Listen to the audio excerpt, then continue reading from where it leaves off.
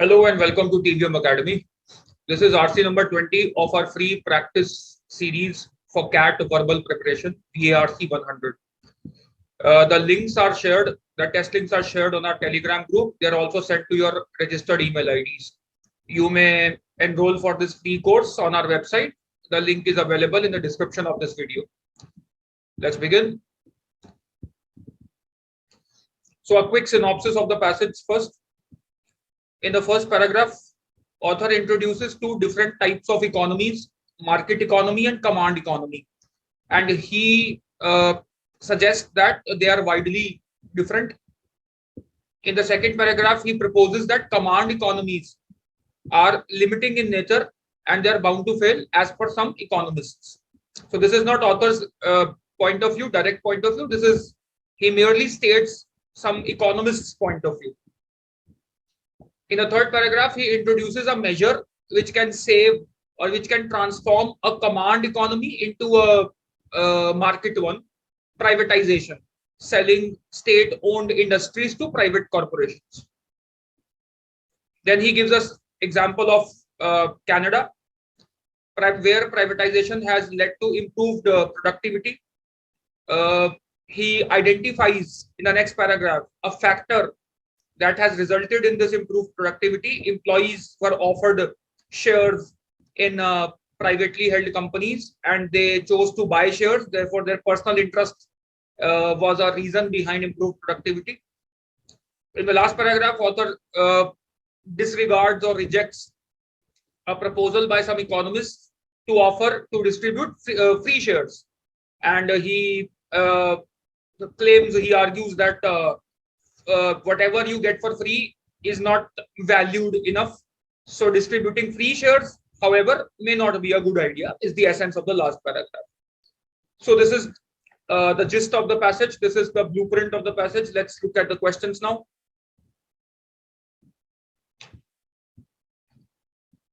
According to the passage, all of the following were benefits of privatizing state-owned industries in Canada, except, okay, so three will be mentioned, one is not mentioned. Privatized industries paid taxes to the government. Okay. The source of this question is a third paragraph here, this part. By 1980, the total borrowings and losses of state-owned industries were running at about $3 billion a year. By selling many of these industries, the government has decreased these borrowings and losses. It has gained over $34 billion from the sales of these companies and now also receives tax revenues from the newly privatized companies. So option A is a benefit mentioned in the passage, not the answer. Option B, the government gained revenue from selling the state-owned industries. It is also mentioned. $34 billion have been accrued from the sales. Okay. The government repaid most of its national debt. A tempting choice. The next line because says, along with a dramatically improved overall economy, the government has been able to repay 12.5% of the net national debt it had over a 2-year period. Now, please note, the government has only been able to pay 12.5% of the national debt, while option C says the government repaid most of its national debt. A point to note, these quantifiers are important in answer choices. So when you are reading these answer choices, pay special attention to these quantifiers.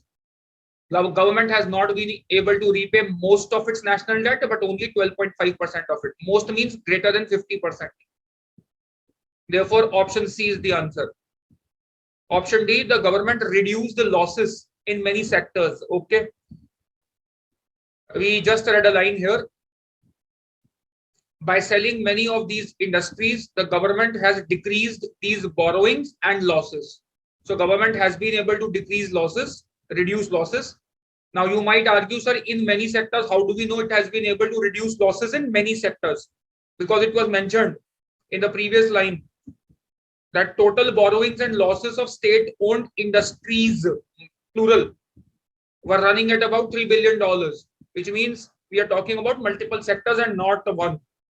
Many anyway means more than one. So the government reduced losses in many sectors is also technically correct, mentioned in the passage. According to the passage, which of the following resulted in increased productivity? What was the reason behind increased productivity in companies that have been privatized? Please note, increased productivity, the factor that has been identified by the author is many employees choosing to buy shares in their own companies. So they had a personal investment and a personal stake in the growth of the company. So that was that resulted in increased productivity. Option A was tempting, therefore.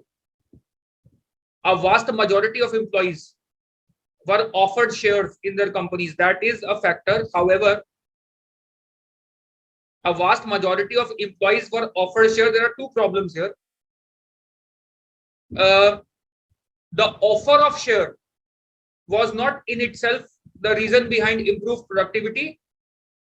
That the employees chose to take this opportunity, grab this opportunity to buy shares was the reason. So company offered shares. The offer of shares in itself cannot lead to improved productivity. The employees chose to buy shares and grab this opportunity. That was the reason. Second, a bigger problem. A vast majority of employees were offered. We don't know the percentage of employees who were offered shares, the percentage of employees who were eligible to buy these shares. It is only mentioned that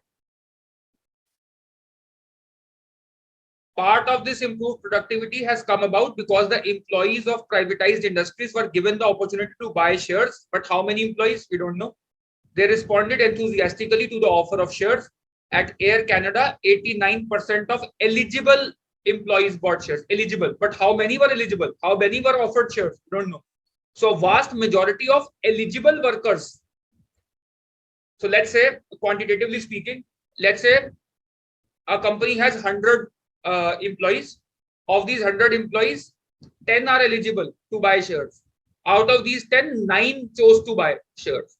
So we don't know the number of employees who were eligible or who were offered shares actually. We can't say greater than 50% were. So A is quantitatively wrong. It is also semantically wrong or essentially wrong because the offer itself did not lead to improved productivity. I hope this point is clear. Option B. Free shares were widely distributed. They were never widely distributed. Factually incorrect. This is merely a suggestion that they should be distributed, which author rejects anyway. Option C. The government ceased to regulate major industries. Alien idea. We don't know. This was the reason behind improved productivity. Major industries or minor industries. No such classification is ever given in the passage. Workers' personal stake brought about changes in their attitude. Absolutely correct. Personal stake means they bought shares. So this part is covered, that they bought shares in the company, in their own companies, and that brought about changes in their attitude. Where do we infer this from? It was mentioned when people have a personal stake in something, they think about it, they care about it, they work to make it prosper. At the National Fleet Consortium, the new employee owners grew so concerned about their company's profits that during the wage negotiations, they actually pressed their union to lower its wage demand. So their attitude changed. They were not asking for a wage rise or a hike in their salaries, but rather they wanted, they were pushing the union to lower its wage demands. So workers' personal stake brought about changes in their attitude. That was the reason behind increased productivity. Option D is the correct answer. Tempting choice. Please note, probably in the PDF shared on our Telegram group, these answer choices were different, and option D was different. For those of you who solved through the PDF, option A was correct. I modified option A in the test itself. For those who solved through PDF, option A is the correct answer, because here it was not a vast majority, it was a large number of employees bought shares in their company. Something like that was option, right? Okay. Question 3, it can be inferred that the author considers labor disruptions to be what? All right. In this paragraph, author says privatization has not only rescued individual industries and a whole economy headed for disaster, but it has also raised the level of performance in every area. And while giving us examples of how the level of performance has improved in every area, then he mentions labor disruptions have subsided. Basically, it simply means therefore that author thinks that labor disruption is an index, is a metric for measuring the productivity or performance levels. Labor disruption is an important metric, is an important index of level of performance of a company, of an industry. Okay. Option D, therefore, is the correct answer. Labor disruptions he considers a deterrence, a hindrance to high performance levels in an industry. That is why he mentions labor disruptions common in the 1970s have reduced now. They have virtually disappeared now. And this he considers improvement in performance, which means labor disruptions were a hindrance in performance, right? So option D is the correct answer. He considers them an inevitable problem in a weak national economy. Well, the cause-effect relationship has been reversed here. The inverse is true. A weak national economy does not lead to labor disruptions. Labor disruptions lead to weak national economy. Option A is phrased in such a manner. Please understand, labor disruptions are an inevitable problem of a weak national economy would imply that a weak national economy leads to labor disruptions. However, the converse is true. Labor disruptions lead to a weak national economy. A weak national economy does not lead to labor disruption. So option A is converse. I mentioned inverse, it's actually the converse. Converse is true.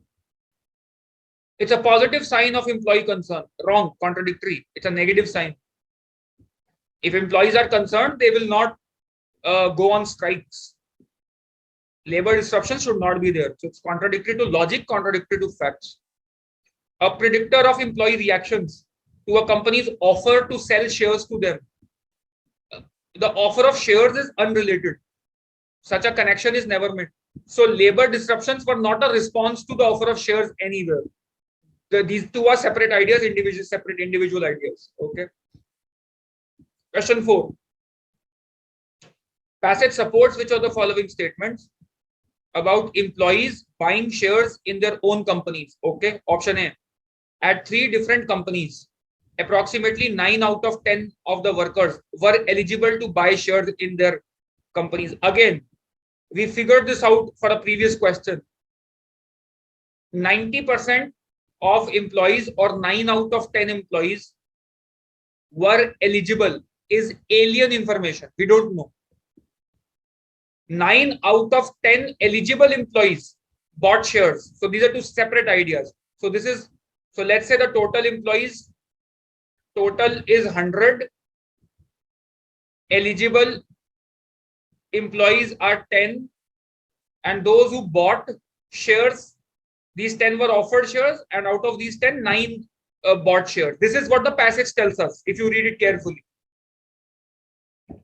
And option A tells you 90 employees out of 100 were eligible to buy shares. We don't know whether they were. So this is factually incorrect.